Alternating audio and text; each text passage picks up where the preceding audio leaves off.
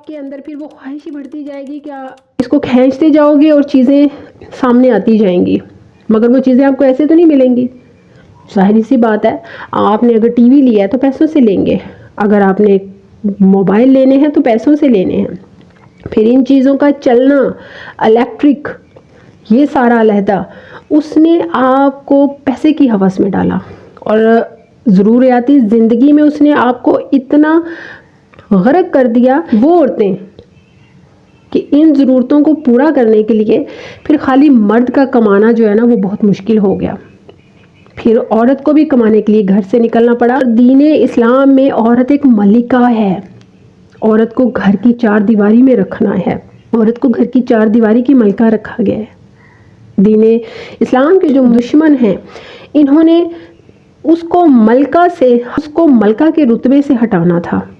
لہٰذا جب دنیاوی چیزوں کی خواہشات بڑھنے لگیں تو عورت بھی کام کے لیے گھر سے نکلنے لگی. عورت بھی گھر سے نکلی، اس نے بھی نوکری شروع کی. جب وہ نوکری کرے گی تو یقیناً مرد اور عورت دونوں ہی گھر سے باہر نکلیں گے. عورت جب نوکری کرنے جائے گی تو چار مردوں میں بیٹھ کر وہ جب جاب کرے گی تو یقیناً ان سے بات چیت بھی ہوگی.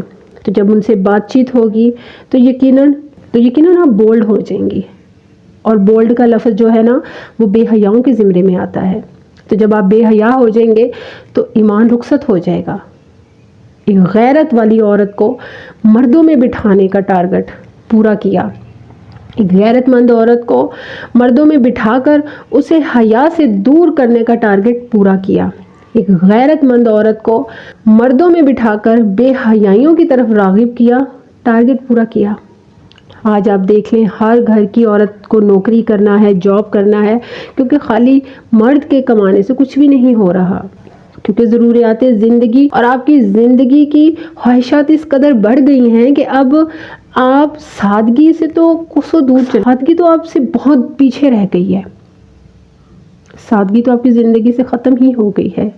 شادیوں بیاہوں پر چار شادیاں بھی اگر ہو رہی ہیں خاندان میں تو آپ نے چاروں شادیوں پر نئے کپڑے پہننے ہیں، آپ نے چاروں شادیوں پر بن ٹھن کے جانا ہے. تو سادگی تو نہ رہی نا، سادگی تو مر گئی، سادگی تو وفات پا چکی. یہاں پر عورت کے اندر سے غیرت کو ختم کیا گیا. دین اسلام کے جو دشمن ہیں ان کا ٹارگٹ کمپلیٹ ہوا.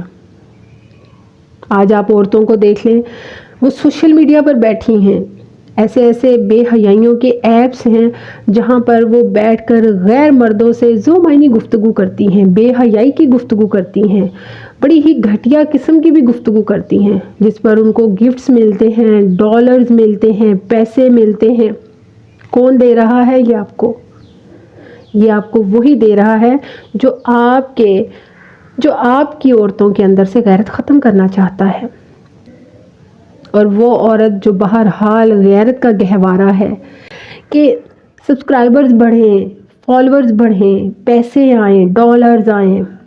ایک غیرت مند عورت کبھی بھی اپنے اور اپنے شوہر کے تعلقات کو دوسروں کے سامنے نہیں لاتی. ان کے جو ذاتی تعلقات ہوتے ہیں، جو ان کے کمرے کے تعلقات ہوتے ہیں، ان کو دوسروں کے سامنے نہیں لاتی. مگر آپ ٹک ٹاک کو دیکھ لیں، آپ ولاگز کو اٹھا کر دیکھ لیں، یہ صبح نہا کر اپنے گیلے بال تک دکھا رہی ہوتی ہیں. اللہ تعالیٰ نعمت دے رہا ہے اولاد کی صورت میں تو پیٹ پر ہاتھ رکھ کر دکھا رہی ہیں. خود کی پریگننٹ ہونے کی ایک چیز، ایک کنڈیشن بتا رہی ہیں. بے غیرتیوں کے حد ترین درجوں پر انہوں نے ہماری عورتوں کو کھڑا کر دیا ہے. یہ سب کیوں کر رہی ہیں؟ یہ سب اس لیے کہ یہ سب کرنے سے، یہ سب دکھانے سے ڈالرز آئیں گے. حرام کی کمائی، ایسی کمائی جو کسی بھی عورت کے اندر غیرت رہنے ہی نہیں دے گی. تو غور و فکر کریں کہ ایک عورت کا غیرت مند ہونا کیا ہے. غیرت مند عورت کبھی ایسے نہیں کرے گی. غیرت مند عورت جانتی ہے کہ اس کے نبی نے منع فرمایا ہے کہ میاں بیوی اپنے راز و نیاز کی کوئی بھی بات دوسروں کو نہیں بتائیں. غیرت مند عورت جانتی ہے کہ اگر اللہ تعالیٰ نے اسے اولاد کی نعمت سے نوازا ہے تو اسے تو اسے ان تمام رحمتوں اور نعمتوں کو پردے میں رکھنا ہے، کیونکہ حکم ہے کہ اپنی نعمتوں کو چھپا کر رکھو حاسدین سے، بری نظروں سے۔ تو پھر ایک غیرت مند عورت تو کبھی ایسا نہیں کرے گی۔ چھپانے کا مطلب کیا ہے؟ پردہ داری۔ مگر دین اسلام کے دشمنوں نے اسلام کی عورت کو بے پردہ کر دیا ہے۔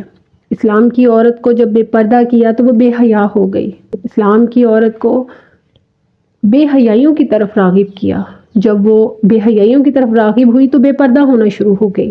تو جب وہ بے پردہ ہونا شروع ہو گئی تو ایمان سے محروم ہو گئی، اور ایمان سے محروم ہونے کے بعد پھر اس کے اندر غیرت تو رہ ہی نہیں جائے گی۔ میرے نبی کے فرمان کے مطابق مرد کے آدھے ایمان کی ضامن ہے نیک عورت، مرد کے آدھے ایمان کی ضامن ہے دیندار عورت۔ جو دیندار ہوگی وہ غیرت مند ہوگی، جو اللہ کے احکامات کو جاننے، ماننے اور ہر طرح سے پورا کرنے کی کوشش کرے گی، وہ دیندار ہوگی، اور وہی آپ کے ایمان کی ضامن بنائی گئی ہے۔ عورت غیرت کی جتنی بڑی طاقت ہے نا، اسے پتہ ہی نہیں کہ اس نے کیا کھو دیا ہے، الا ماشاء اللہ۔ عورت کو اپنے اندر موجود اس طاقت کا پتہ نہیں، عورت کو اپنے اندر کی اس طاقت کو کھو دینے کا احساس کیوں نہیں ہے؟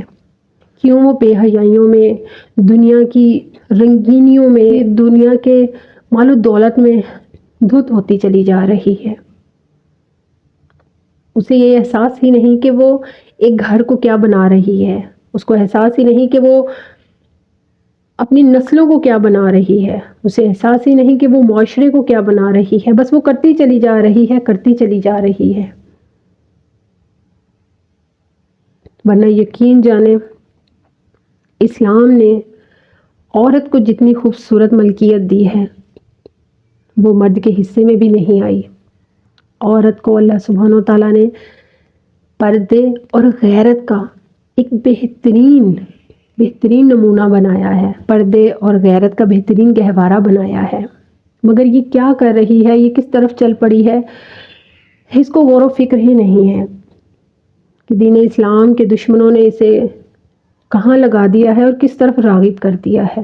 آخر میں یہی کہوں گی کہ اپنی ماؤں کی غیرتوں کی فکر کیجیے، اپنی بیویوں کی غیرتوں کی فکر کیجیے، اپنی بہنوں کی غیرتوں کی فکر کیجیے، اپنی بیٹیوں کی غیرتوں کی فکر کیجیے۔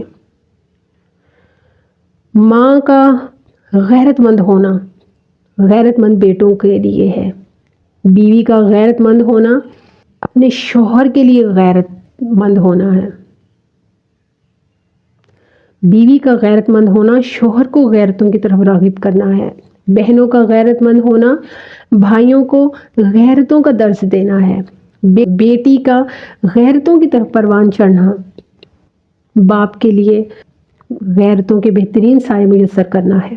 تو غیرتوں میں چھپی اللہ کی حکمیت کو سمجھیے، اللہ کی حکمتوں کو سمجھیے کہ اللہ نے ایک دین اسلام کے بہترین مسلمان مرد اور عورت کے لیے غیرت کو کیا بنا کر بھیجا ہے۔